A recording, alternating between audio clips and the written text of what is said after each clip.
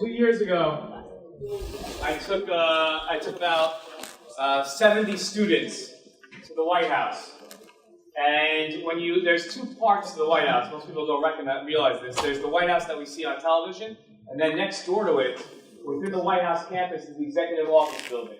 We took about 70 students to the Executive Office Building for private meetings with members of the Trump administration and their staff. We walked outside the Executive Office Building. There's a small street between the Executive Office Building and the entrance to the West Wing. And if you hang out in that alleyway, in that street, you'll run into everybody. Everybody and anybody, from the Vice President all the way through to just about anybody. And I'm standing there with the teenagers, and obviously it's always a little bit of concern how loud everybody's getting and if they're causing any problems. And everybody's taking pictures, and we're waiting to see who's going to come. And then I turn around and smack into this man. I didn't hit him. It's okay. Dr. Gorka said, let's go. We took Dr. Gorka to the Western Wall. We prayed, took a picture. Picture went viral. And then came to my house, uplifting the spirits of the entire town. He doesn't even know this. When I spread word, I didn't want anybody in my town to know he was there when he was there so he wouldn't be inundated. But afterwards I explained that a former aide to President Trump had come to our town. People couldn't believe it. After years of being demonized, to know that one of the most powerful people in the United States of America had visited our town, had seen it. We enjoyed a drink, we enjoyed cigars. I enjoyed the drink. We both enjoyed the cigars. And I learned more in the 3 to 4 hours that I sat with Dr. Gorka than I think I've had in the previous 15 years. Dr. Gorka is an eminent scholar of the military, the history of war, and how war is to be fought. President Trump, to his great wisdom, picked Dr. Gorka as an aide. And when we were talking about prospective speakers, I thought, what would be amazing? We'd get Dr. Gorka to speak to us. I didn't think it would be possible. But immediately, Dr. Gorka said yes. Without further ado, I'd like to introduce a dear friend of mine and somebody who I look up to tremendously, a great friend of the Jewish people, Dr. Sebastian Gorka.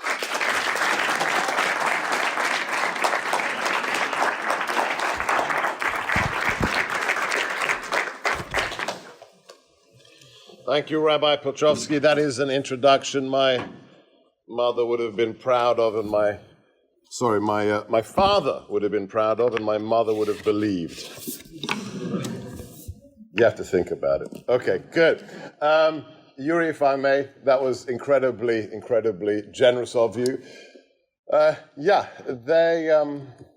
life is often measured by not the successes, not the happy events always. Key moments in your life are measured by how you deal with adversity. And specifically, the measure of the people around you when you are in adversity. And he's been incredibly modest. It's becoming of a rabbi, but you need to know that this man is one of the few people, when I was in the White House and after I left the White House, that stood up to the truth at personal cost. That's when you know the measure of a man or a woman. When they are prepared to take the slings and arrows of people who lie and people who do not wish to support the Judeo-Christian values upon which our civilization is built. And this man is one of the few that we can have utter faith in to stand up to those values. So I am indebted to you, Rabbi. Thank you. Okay, so let's get down to business. What do you want me to talk about? Okay, so I can do whatever you want. Before I came to the White House, I spent almost a decade teaching, training our military here. the FBI, our intelligence agents. My specialty was explaining how the jihadi movement is built, how the bad guys think, and how to destroy them. Part of that was working with the Green Berets, which I still do in Fort Bragg. There I usually give an 8-hour lecture. How much time have we got? 9 hours. 9, okay, good, so we'll have some questions. Since I left the White House, I've done a lot of work campaigning for key political figures in the United States who are supportive of the president, supporting his Make America Great Again agenda, and especially those people who understand what he is doing. So I am open. I think the most interesting thing for me and for you is if I answer questions. But let me, and it can be on anything. Hang on. That's keen, but just hang on. Because I have to say one thing first, on the record, and then we'll get to your questions. I may be preaching to the choir. This may be unnecessary. But even so, it is necessary for you to be what the military calls force multipliers. A force multiplier is like the reinforcement that makes a small band of soldiers more effective by multiplying their capabilities. And one of the things I would personally like to ask you to do, as former deputy assistant to the president, former strategist to President Trump, and also an advisor to candidate Trump. I was asked by Mr. Trump in the summer of 2015 to advise him on national security issues when he was one of 16 or 17 candidates. It is incredibly important right now that the world understand the very small window that we are currently living in. What do I mean by that? It is no exaggeration to say that the current incumbent of the White House, Donald J. Trump, is the most pro-Jewish, pro-Israeli president that we have had since 1776.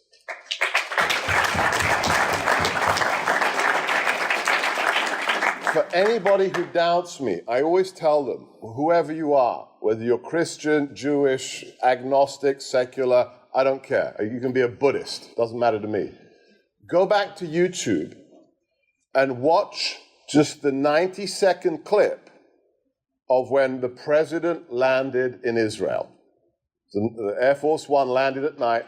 Watch the video of Melania, the First Lady, and President Trump coming down the stairway to be met by Prime Minister Netanyahu and the President of Israel.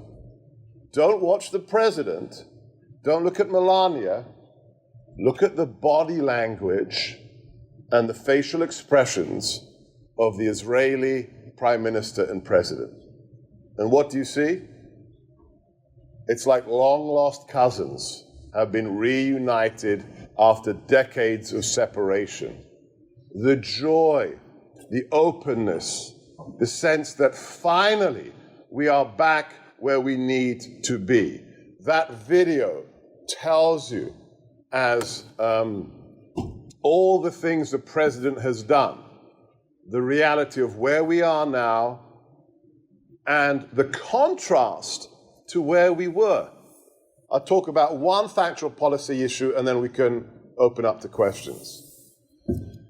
Please, when anybody, it's so strange to live in this country right now. I'm a proud American now. I became an American in 2012.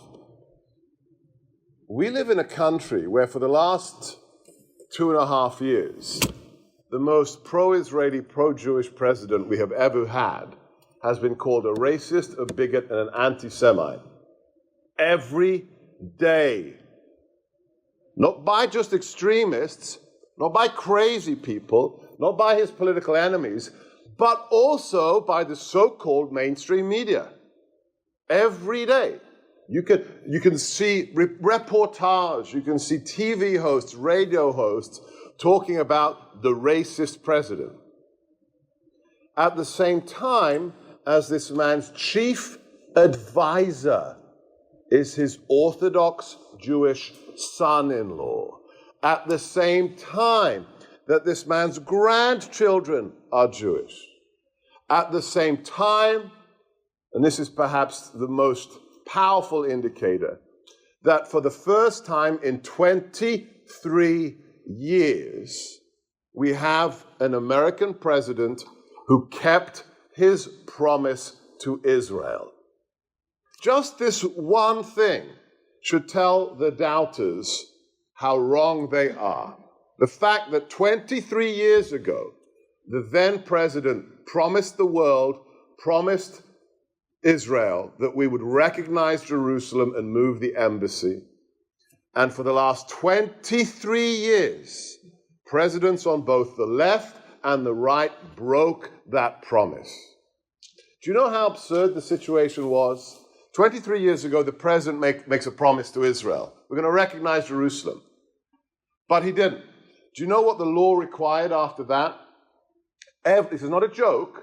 Every 6 months, the incumbent president, whoever it was, Bush, Obama, doesn't matter, had to sign an official document called a waiver telling the world, sorry, I'm not doing it now. I need a waiver. I know he said it, but, no, I'm not doing it. That means the American government, the White House, the president, 46 times broke our pledge, our bond. I'll tell you one story and then I'll open it up.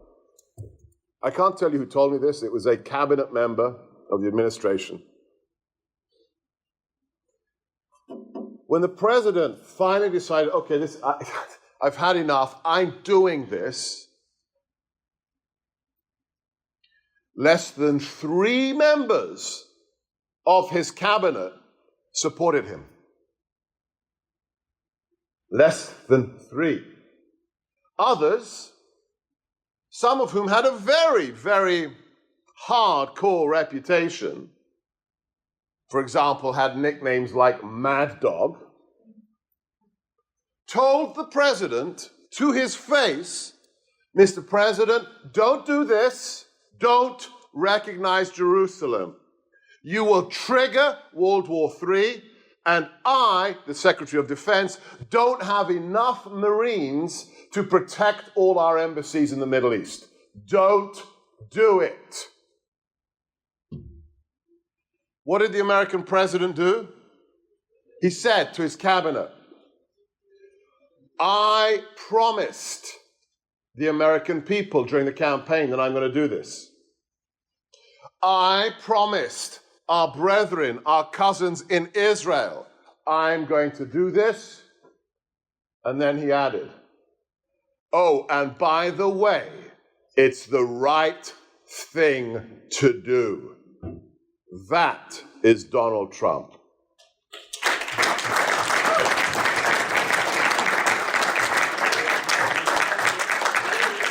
That is the man they attack day in and day out for being a racist, a bigot, and an anti-Semite. And I'll close on this. As my good friend Jeff Balaban, an Orthodox American Jew, told me, and I always credit him, America and Israel have a very special bond. They say we have a special bond with the Brits. They call it the special relationship. The bond with Israel is much closer, much closer. Read the writings of the Founding Fathers. The Founding Fathers relied heavily on the Old Testament and the story of Israel to guide them in the creation of America. And as my good friend Jeff says, Israel and America. One nation is the greatest nation created by God, it's Israel. And the other is the greatest nation created by man. That is the basis for a very, very special relationship. Okay, questions. First, right in the back. First off, thank you so much, Dr. Gorka, for coming to speak. Sure. It's an honor. One of the things that we've been touching upon now is that Where are you from? I'm from Hollywood, Florida. Florida. Okay. During the worldwide threat assessment, which is given to the president every single year by the U.S. intelligence community, They claimed that Iran was getting their hands on the Houthi rebels in Yemen. They were having Hezbollah in Syria. They were basically going around all over Israel trying to sort of get their hands around there. Hezbollah has been attacking Israel. They had Operation Withering Shield. The president said that he was going to pull out troops from Syria. The president's been very adamant on trying to bring troops back. In your opinion, do you think that the president is going to have to either use the military to engage or some sort of economic warfare to stop Iran from sort of spreading their reach? Yuri, I thought you said these were high schoolers. Wow. Okay, so with regards to Iran policy and Syria, the end of your question is already happening. We have engaged in economic warfare against Iran. Iran's economy has collapsed. The stock market has gone to half of its value in just recent months. They are in big, big trouble in Iran. With regards to Syria, let me first presage that with a strategic statement about the president. You need to understand something about the president. You cannot fit him into a neat category or box, yes? He's not a neoliberal, neocon. He's not an establishment GOP. You have to always remind ourselves, for the first time since the American Revolution, first time ever, we chose a president who had never held public office or been a general. It's never happened before.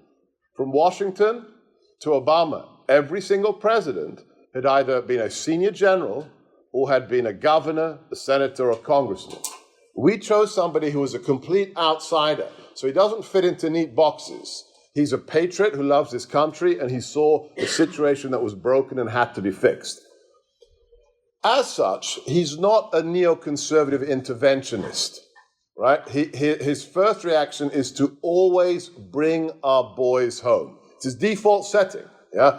Bring them home. We've been fighting, he says, stupid wars for 18 years. What did it get us? Okay? Now, nevertheless, he's not a Rand Paul isolationist. This is how DC thinks. You've got to be invading countries or you've got to be an isolationist. No, this guy's a common sense businessman in the middle who says, if you threaten me or my friends, I'm going to hammer you. You see what he did with those cruise missile strikes over chocolate cake, right? He was having chocolate cake with the premier of China and said, oh, by the way, Assad was going to use some chemical weapons, so I just dropped 49 cruise missiles on his head, right? So he's not an isolationist. He's just, he acts when action is required, but in the meantime, he wants other nations to be responsible for their own self-determination. He's not going around trying to create cookie-cutter versions of America. Specifically, let's go down to the theater level, to operations in Syria. And look, as much as I can say in this environment, a lot of people were worried with the president's decision to bring back 2,000 Marines. And I get it. Assad is a murderer. He's not as bad as his dad, but he's a mass murderer bad guy.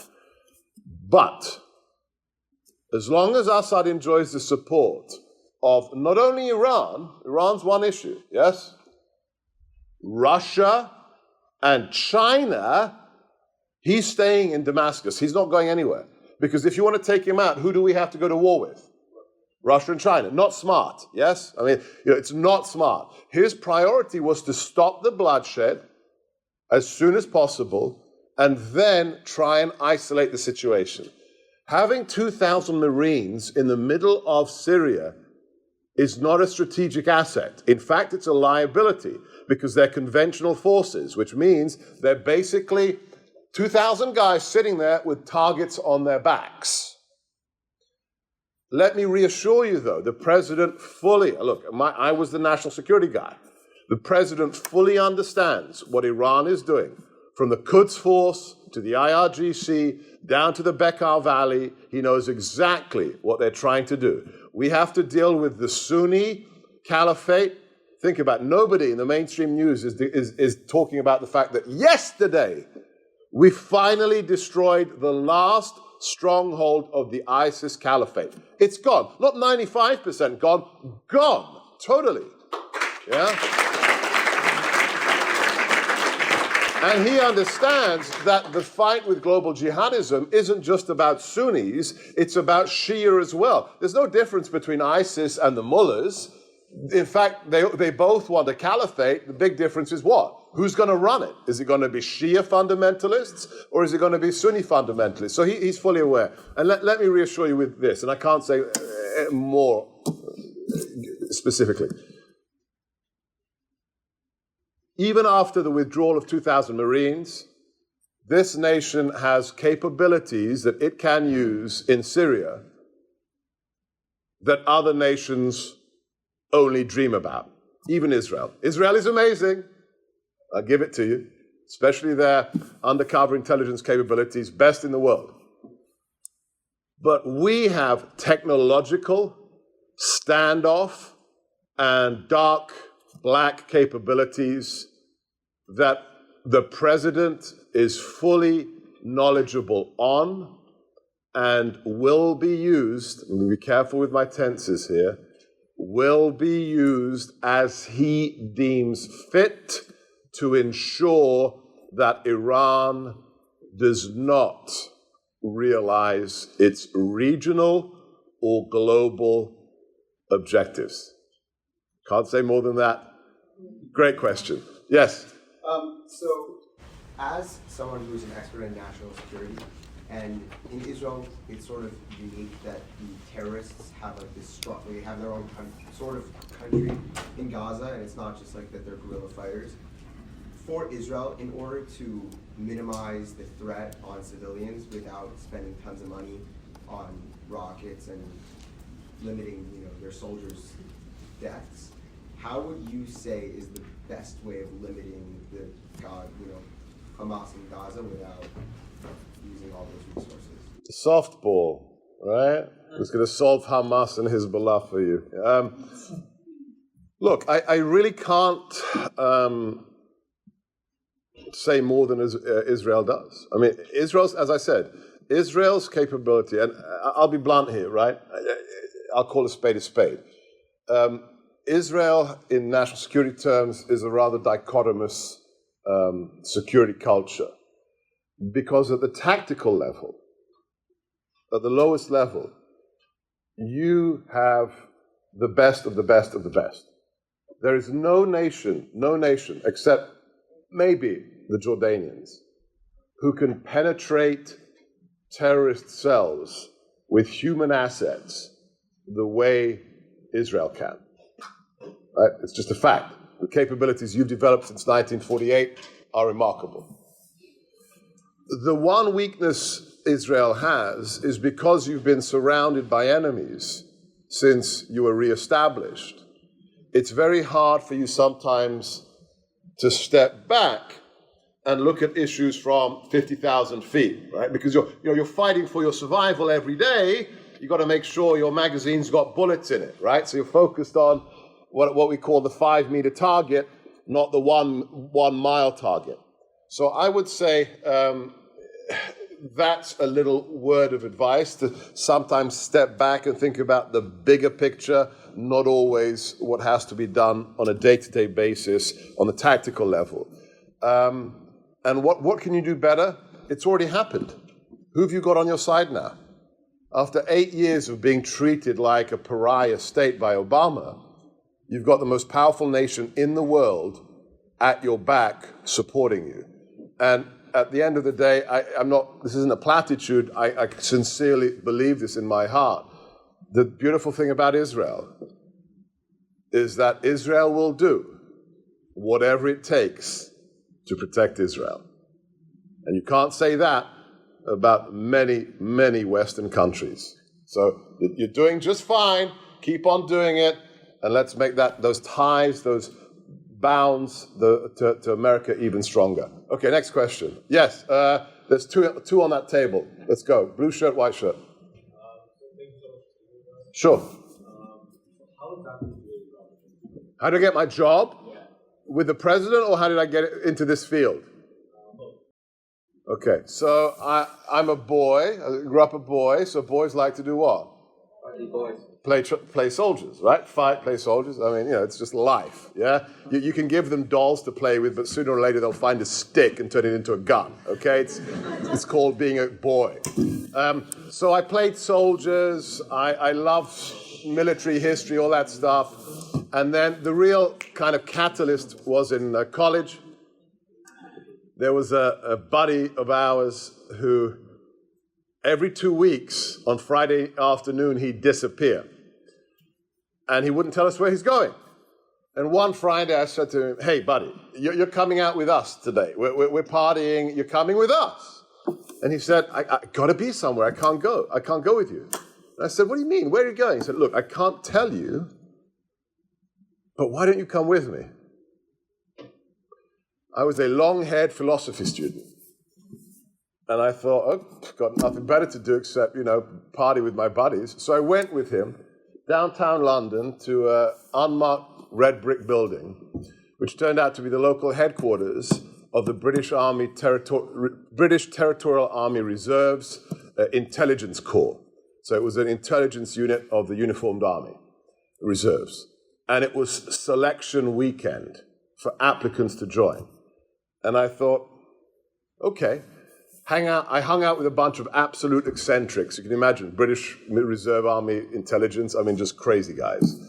Loved it, passed the selection, had to get my hair cut, and then I became a member of the Intelligence Corps Reserves. Played at that for 3 years during college. Then the Berlin Wall fell. Because I speak Hungarian, French, and German, I was offered a job working for the Deputy Defense Minister of the first free government in Hungary after the fall of communism. So I worked in the Defense Department for 5 years. And then the real last piece of the puzzle is 9/11 hits.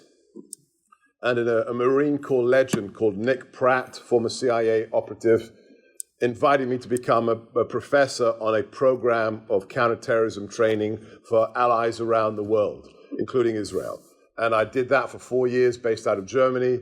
By that time, I'd met an American lady, married her, and then we moved to America. 11 years ago, I became a professor for the Defense Department here in Washington. And then in the summer of 2015, I'm teaching, I'm at Marine Corps University, and I get a phone call from somebody called Corey Lewandowski. I had no idea who he was. He was candidate Trump's campaign manager.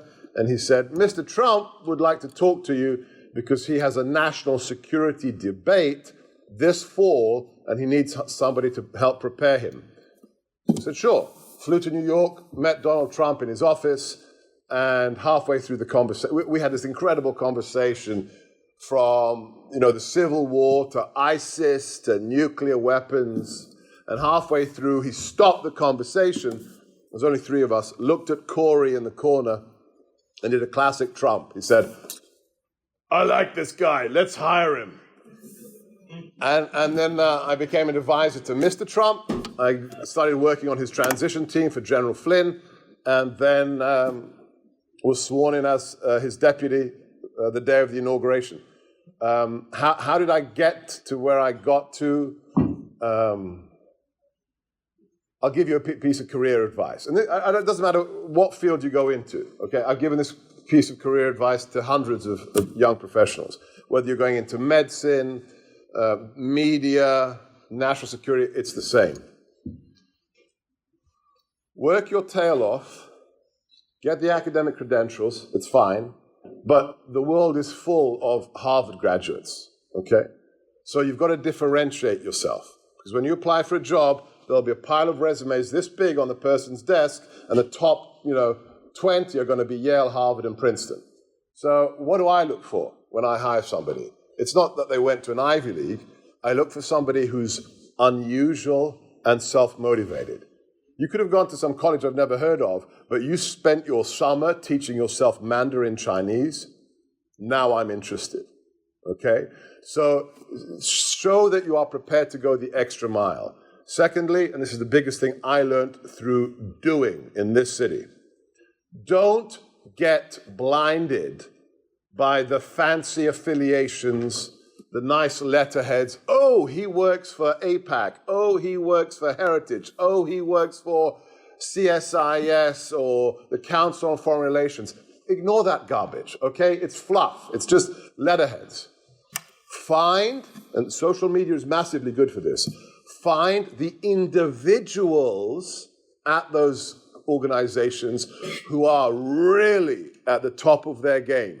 The people who again and again and again write and speak in ways that blow everybody else out of the water. Whether it's Michael Rubin at AEI, who's absolutely incredible on Iran. Whether it's Ilan Berman at the American Foreign Policy Association. I don't care about AEI. I don't care about American Foreign Policy Council. I care about that man who knows more on this issue than anybody else. And your goal is to become that person. Become that person. And the last thing, and this is hard to engineer artificially, you got to have mentors. I had a crucial mentor in my 20s because America is a meritocracy, but at the end of the day, it's a meritocracy where somebody has to open the door for you to be able to show how good you are. And that means knowing people. It means interning for free. It means working the circuit. You're all young kids, but I'm sorry I'm prattling on, but I've learned this the hard way. If you want to work in politics, if you want to work in anything that matters, that's national, you have got to work in this city, and you've got to invest a year and a half. You've got to print some business cards, go to events, press the flesh, shake hands, introduce yourself. After a year and a half, you will have mapped this city, and you will know who to trust and who to work for. That's what I did, and it got me a job in the White House. Think about that. An immigrant.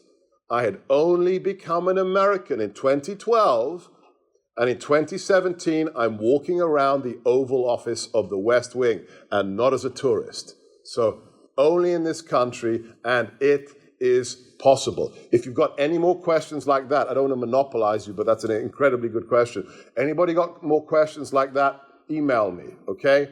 Seb, S-E-B, seb.gorka@gmail.com, or just go to my website and send a message. It's sebgorka.com. Any kind of career-related stuff, I'm happy to give you pointers on. Yes, white shirt. First of all, thank you so much for speaking with us. Sure. It's a big pleasure. My question was, Israel's biggest threat is Hamas in the Gaza Strip. Yes. And what's really hard for Israel for fighting against Hamas is their immoral, inhumane military tactics. Right. In your opinion, what's the best way to fight against Look, the question's already been asked. You've got to do, okay, let me expand upon it. So number one, you're already doing the easy part. The easy part is, I tell Americans, we had an attitude to terrorism that was the right attitude after 9/11, but it lasted less than a year. Everybody realized that the front line in this war is when you leave your house in the morning. Everybody is on the front line. Israel's been living that for decades and decades, and you've been living it since 48. So you're doing, everybody's aware, everybody's cognizant. If you see something suspicious, you report it. So that's good. You're doing what has to be done.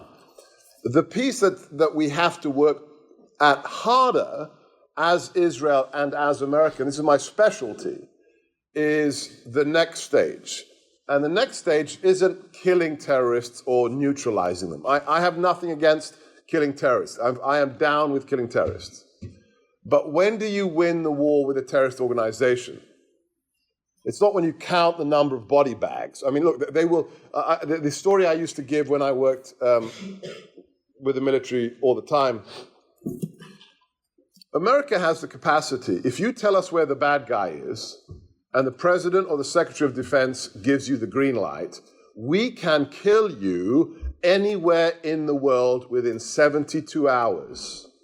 It really doesn't matter where you are, we can find and kill you. Nobody has that capacity. Now, that's great. But what happens when you go after a high-value target in Afghanistan or in the Philippines or wherever and you zap them? You send in a Delta team, you send in a UAV, whatever it is. What happens when you kill them and the next day 25 jihadis volunteer to replace him? What have you created? It's just a cycle. It's just a cycle, and it will go on and on and on. And your children and my grandchildren will be fighting jihadis. Hamas, Hezbollah, Quds Force, Al-Nusra, whoever. Hizb ut-Tahrir. When do you win? You win when people no longer want to become terrorists. That is the definition of victory. How do you do that? You do what we did to Nazis. You have to destroy their ideology. You have to make their ideology unsexy. Right now, if we did a little experiment, if we went out to the mall, if we went out to Pennsylvania Avenue right now, and we took a big flagpole, and we put a swastika flag on it, and we marched down the mall, we would be uncool, right? That, people would say, what? What are you doing? You're a fascist, you're a Nazi. We have to do exactly the same thing with the black flag of jihad. And the problem is, it is way too cool. Not just on the West Bank, not just in Gaza, but in Manchester, England, in Berlin, in Germany, in Minnesota, in America. So I'm a child of the Cold War. We have to double up our counter-propaganda effort, and we have to destroy the attractiveness of the ideology with counter-propaganda. But I'm not going to say any more because that really is the 8-hour lecture. Okay, let's go over here in the white sweater. Hi, I got time for like 3 more questions, so let's, yeah, go ahead. great. So just about the Trump plan for the Middle East. Yes. Do you know it? And if you do, could you share with us a little bit of this closed group? We're all very close to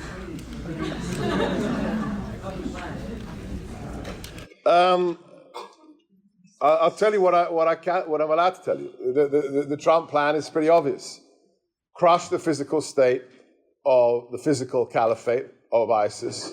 Assist our local partners, including the Muslim leaders in Jordan and Egypt and elsewhere, to work with our partners, such as Israel, our allies, to crush all versions of global jihadism, to contain Iran, and then, in the beginning, we had a plan under my friend Jason and under the president's son-in-law, Jared, to be a catalyst for some kind of resolution of peace between the Palestinian Authority and Israel. I was on the periphery of that. I advised Jason informally on numerous occasions. And I'll tell you, since I've left government service, Jason took a very amiable stance. He knew nothing about these issues. He was a lawyer, he was a businessman, very successful. He took on his shoulders a very tough job for the president, and he went into it absolutely neutral. He said, I'm going to listen to both sides, and I want to try and be the person who brings them to a table. I'll listen to them together, and I'll be fair. And to his credit, Jason Greenblatt was absolutely fair and listened to them. Even though we tried to hint to him, only one side you are talking to actually wants peace. The other side doesn't. But we said, look, you got to learn this for yourself. Don't listen to us. He now knows. He now knows because he's talked to them. He now knows that one side of this negotiation is financially rewarding the families of terrorists. He now knows that they have done absolutely nothing to dissuade, to disencourage the Palestinian Authority's organizations and the people living there from killing innocent Jews. As such, I think the peace process, and this is absolutely personal opinion, is dead. And now it is time to support Israel so that it can defend itself.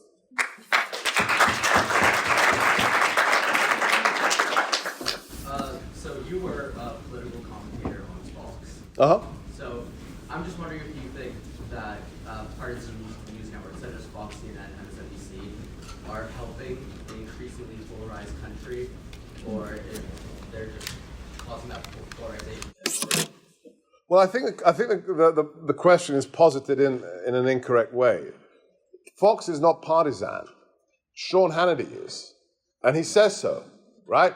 Tucker Carlson is, and he says so, because they run opinion shows. Brett Baer is the best news show in America, right? Because he has no axe to grind. So the idea that, Fox is conservative, wrong. Conservatives like Fox because they have the most successful cable show in America. Sean Hannity, can I just share some facts here? So the population of America is 123 million people. Do you have any idea how many people watch the most popular CNN show every night? So Tucker, that's, what's his face? Anderson Cooper. Have a guess. How many people? 200,000. 26. 0.25% of the American population. 0.25%. On a good night, Anderson Cooper has 700,000 viewers out of 320 million Americans. Who has the most popular show? Sean Hannity. When I was in Singapore with him for the summit, we broke all records. We had 5 or almost 6 million viewers. If CNN wasn't paying American airports to show CNN at their check-in desks, it would be 3 people watching CNN. Now, to your question, so Fox is, I don't think it's partisan. I think it has conservative shows on it. The problem is a CNN, an MSNBC, that says we're neutral. We're totally unbiased, but the president's an anti-Semite, bigot, racist, homophobe. Right? Every night. That is divisive. I mean, I have a national radio show now, 3 hours a day, called America First. And I use, with Salem, I use a regular cut from Don Lemon. Don Lemon actually said this recently. He said on his show, we have to stop dehumanizing fellow Americans. Next sentence. And we have to realize that the only problem we really have in America is white men. I mean, seriously, how dense are you that you don't even see? You don't see the irony of how biased you are. Don't dehumanize. Oh, your skin color's wrong. I mean, that's a massive problem. But look, at the end of the day, as an American now, I think Americans, one of the key characteristics of Americans is common sense, right? I mean, common sense. And I think most Americans, they laugh at these morons, yeah? I mean, did you watch, somebody, I put it on my Twitter feed, at Seb Gorka, who's the woman, who's the crazy woman with the short hair? Maddow. Somebody, last night when the Mueller report came out, somebody at home zoomed in on Maddow's face, okay, on his TV screen, as she was saying that there are no indictments in the Mueller report. Nobody else is going to prison. And zoomed in to focus on the fact that she was crying. Crying! Because the president's son isn't going to prison. The person posted the video. You know what Twitter did to him? Banned him. Twitter banned him. He didn't make something up. He didn't insult Rachel Maddow. He showed the video of how biased she is, that she can't report the fact that there are no more indictments without crying. Yeah, I think that's a problem, but at the end of the day, I think look, the president right now has a popularity index that exceeds by 6 points President Obama's popularity at this stage of his presidency, despite, according to the polling, according to the measurements, 93% negative media coverage for the last 2 years. Wow, I mean, think about it. Could you imagine that for 2 years you've been pummeled, 92% of the coverage is calling you a racist, bigot, homophobe, Islamophobe, right? And then your actual popularity is higher than Obama's. What does that mean? It means most Americans are saying, sorry, Rachel, no thanks, okay? So it's a problem, but not as big as it should be, because thanks to these things, thanks to our phones, we have access to information in ways that we've never had before. Last question. We haven't had any ladies. Yes, last question. Hi, thank you so much for speaking. Sure. And giving us a chance to really ask you questions in English. Sure. I was wondering, domestically, as we're all high school students, Yes. how can we combat anti-Semitism and anti-Israel remarks that we face on a daily basis? Wow. Wow.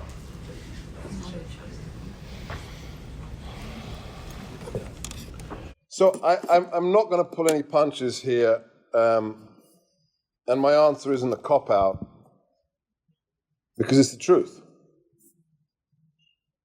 I'll talk about my experience. So my father was 9 when World War II started. My mother was born in 1939.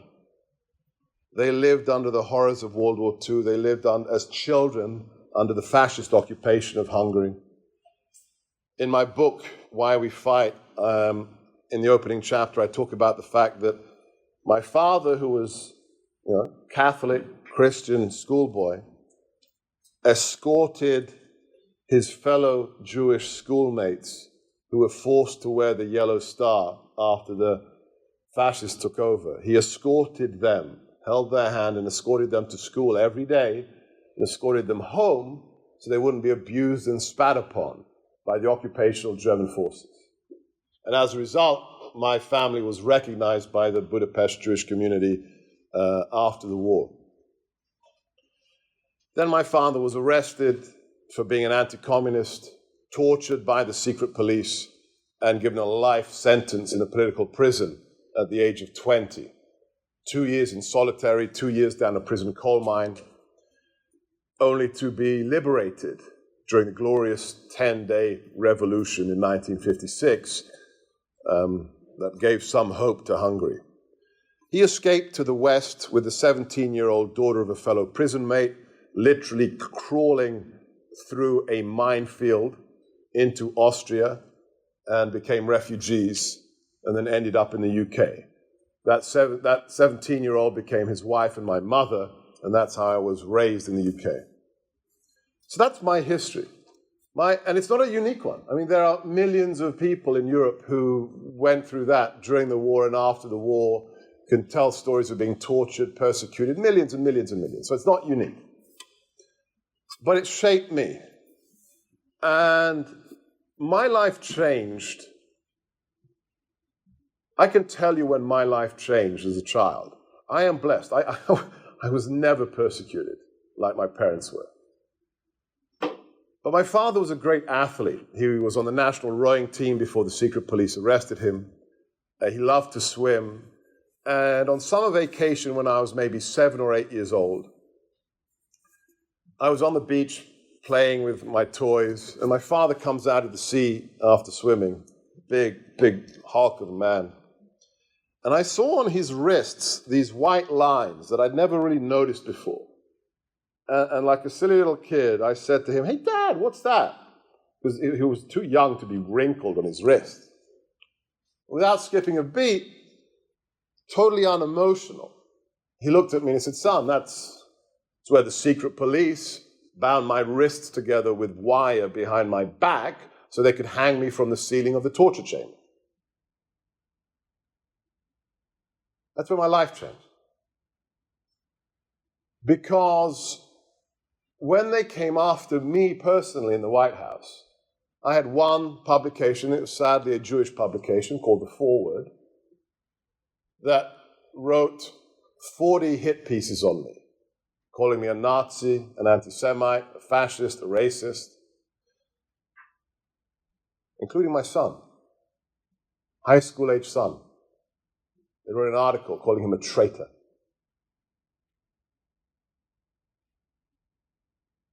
When those things were coming at me, I understood, hey, look, it's because I work for the president, and he's a friend of Israel, and he's standing up for the truth.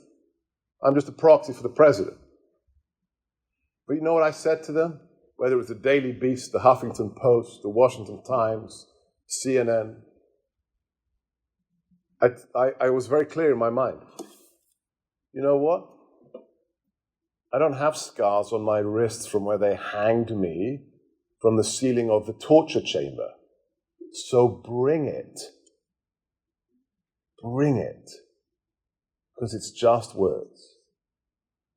So my message to you, and it's not a cop-out, because I've lived it and I have the right to say it.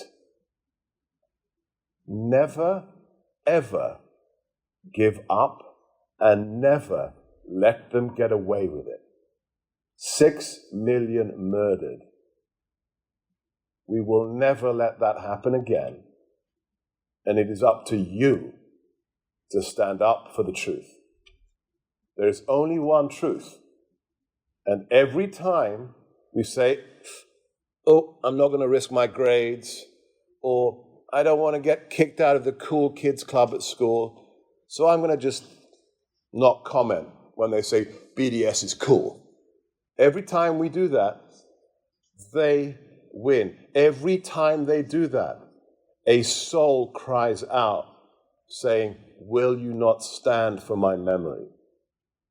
So it's easy for me because of my family context, but I would just implore all of you, listen to what the president said on Thursday when he signed the executive order protecting freedom of speech on American campuses.